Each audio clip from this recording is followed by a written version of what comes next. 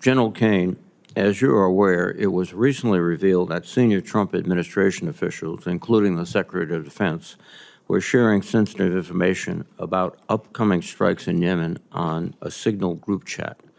In your professional opinion, should a member of the Joint Chiefs or the relevant combatant commander been included in that discussion? Senator, thanks for that question. I understand that the voice of the Joint Force had been expressed through the incredible work of the acting chairman and current vice chairman.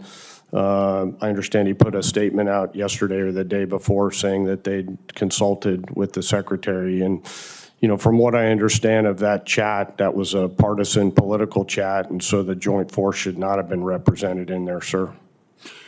In your professional opinion, should the Yemen strikes have been discussed in a Signal group chat on an unclassified platform? Well, Senator, I understand that both you and the chairman have asked for an inquiry into that, so I don't want to comment specifically on that matter. What I will say is that we should always preserve the element of surprise, and that should translate across every information domain and format, and never put our warfighters in any harm's way. Well, let me ask you, if you were on that conversation, would you have objected to the fact that it was being conducted on Signal? Well, Senator, I was not in that chat. I know that. That's why I asked if you were. Senator, I've always communicated proper information in the proper channels. Thank you, sir. Immediately following the announcement, and this is a follow-up to Senator Chairman Wicker's first question, immediately following the announcement of your nomination, press stories started to circulate about comments President Trump made about you and your past relationship. And according to the reports, the president tells a story where he spoke to you while you were serving in Iraq on active duty, and you said that you loved him, and "I'll kill for you, sir." The president then said that you followed up these comments by putting on a "Make America Great Again" hat. General Caine, is any of this story true? Senator, as I mentioned to the chairman, for 34 years I've upheld my oath of office and the responsibilities of my commission. I think I went back and listened to those tapes, and I think the president was actually talking about somebody else, and I've never worn any political merchandise or said anything to that effect. Thank you. General Caine, during the consideration of your nomination, were you ever asked who you voted for in the last election or 2020 election? Senator, I was not. Are you aware of any presently serving service members or senior civilians in DOD being asked questions like this? I'm not, Senator. Do you agree that it's the utmost importance to keep the military apolitical and questions like this should not be asked? I agree with you. Yes, Senator.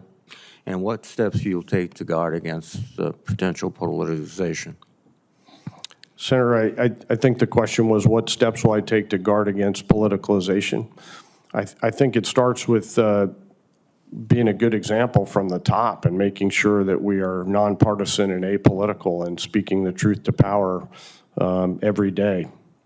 General Caine, do you believe there's any situation where it would be appropriate for you not to be consulted prior to a military operation? Well, Senator, I'm not in the job yet, so I can't imagine any hypothetical situation where I would not be in the conversation, if that's what you're asking. I believe the Joint Force, if confirmed, and even if I'm not in a job, the Joint Force has a responsibility to provide best options to the Secretary, the NSC, and the President.